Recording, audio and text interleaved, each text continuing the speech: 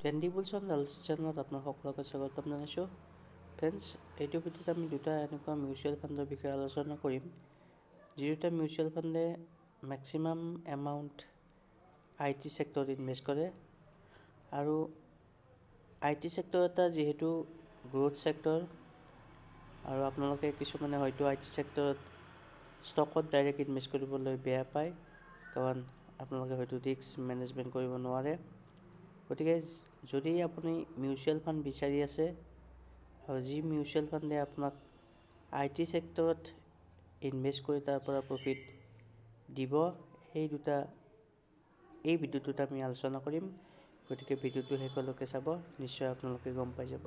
প্ৰথম কোম্পানীটো হ'ল ICICI prudential technology direct plan growth.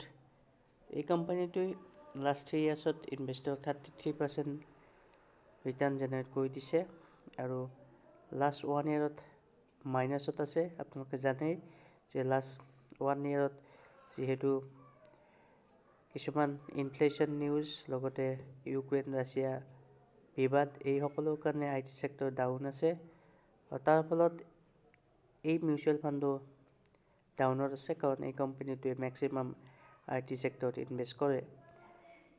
আমি যদি লাষ্ট 1 মান্থৰ চাওঁ, 6% মাইনাছত আছে।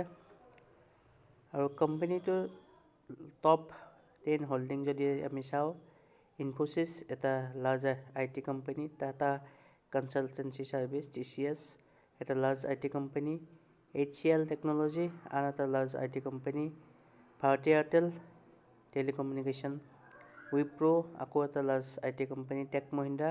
গতিকে টপ 5 লাৰ্জ কোম্পানীত এই কোম্পানীটো ইনভেষ্টেড হৈ আছে। LTI মাইণ্ডট্ৰী যিটো এটা mid cap IT company, G entertainment telecommunication নাইবা টেলিভিশ্যন কোম্পানী, আৰু এচেঞ্চাৰ যিটো US মাৰ্কেটত লিষ্টেড আছে। গতিকে এইকেইটা এই কোম্পানীটোৰ টপ 10 হোল্ডিং। ইয়াৰ লগতে আন কোম্পানী আছে যিবোৰ আমি গোটেই এই ভিডিঅ'টো ডিছকাছ নকৰোঁ। যদি আমি ৰিটাৰ্ণছ এণ্ড ৰেংকিং চাওঁ, লাষ্ট 1 ইয়েৰত অলৰেডি দেখা পাইছে -20%, 3 ইয়াৰ্ছত +32%, 5 ইয়াৰ্ছত 24%, আৰু অল টাইম 22% ইনভেষ্টৰে পাইছে। আৰু এক্সপেন্স ৰেচিঅ', এক্সিট লোড আৰু টেক্সৰ বিষয়ে আমি অকণমান যদি চাওঁ, তেতিয়া গম পাম যে এক্সপেন্স ৰেচিঅ' 0.89%, যিটো প্ৰত্যেকটা ইনভেষ্টৰৰ পৰাই এই কোম্পানীটোৱে লয়, কাৰণ কোম্পানীটোৰ নিজা খৰচ আছে, মেনেজাৰক দিব লাগে, নাইবা আন কৰ্মচাৰীৰ খৰচ ইয়াৰ পৰা বহন কৰে। এক্সিট লোড 1% যদি আপুনি 15 ডেইজৰ আগত লয়, তাৰপিছত নাই। ষ্টাম্প ডিউটি 0.05%, আৰু টেক্স যদি আপুনি 1 ইয়েৰৰ আগত উলিয়াই তেতিয়াহ'লে 15%, আৰু 1 ইয়েৰৰ পিছত 10% টেক্স দিব লাগে।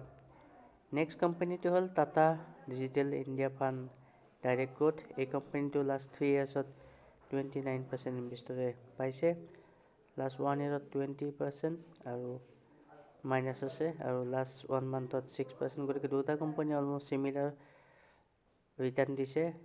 যদি টপ 10 হোল্ডিং চাওঁ, তেতিয়াহ'লে ইয়াতো আছে Infosys, Tata consultancy services, HCL, Bharti Airtel, আৰু LTI মাইণ্ডট্ৰী, টেক মহিন্দ্ৰা, উইপ্ৰো, পাৰ্চিষ্টেণ্ট ছিষ্টেম, আৰু চেইণ্ট লিমিটেড। গতিকে অলমষ্ট ছেম কোম্পানীয়ে আছে, আৰু ইয়াতে আপোনাৰ নকবি.com আছে, যিটো বহুত দিনৰ পৰা লছত আছে ইনভেষ্টৰে, কিন্তু কোম্পানী প্ৰফিটত আছে, কিন্তু ইনভেষ্টৰে লছত আছে। গতিকে এইকেইটা টপ হোল্ডিং এই কোম্পানীটোৰ।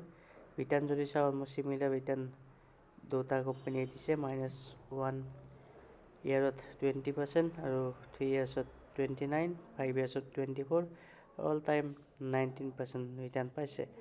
এক্সিট লোড ইয়াতে অকণমান কম, 0.33, এক্সিট লোড 0.25 যদি আপুনি 30 ডেইজৰ আগত উলিয়াই, আৰু ষ্টাম্প ডিউটি 0.05%, আৰু টেক্স 15 আৰু 10% আগৰ নিচিনা ছেম।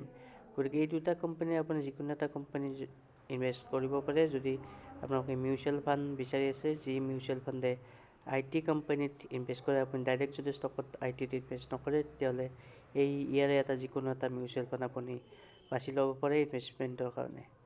আজিলৈ ইমানে, ধন্যবাদ।